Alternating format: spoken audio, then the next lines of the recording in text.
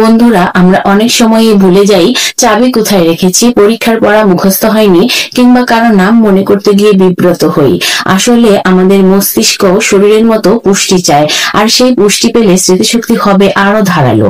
আজ জানবো এমন দুটি খাবারের কথা যেগুলো স্মৃতিশক্তি বাড়াতে দারুণ কার্যকর। প্রথমেই জানবো বাদাম সম্পর্কে।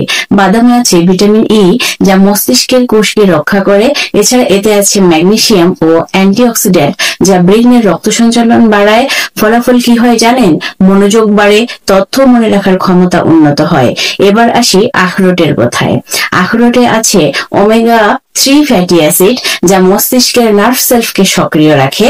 এছাড়া এতে আছে পলিফেনস, যা ব্রেইনের প্রদাহ কমায় এবং স্মৃতিশক্তি আরো শক্তিশালী করে। গবেষণায় দেখা গেছে নিয়মিত আখরোট খাওয়ার অভ্যাস থাকা মানুষদের মনে রাখার ক্ষমতা ও শেখার গতি অন্যদের চেয়ে অনেক ভালো। আপনার শিশুর মেধা ও স্মৃতিশক্তি বাড়াতে বাদাম ও আখরোট অনেক বেশি উপকারী।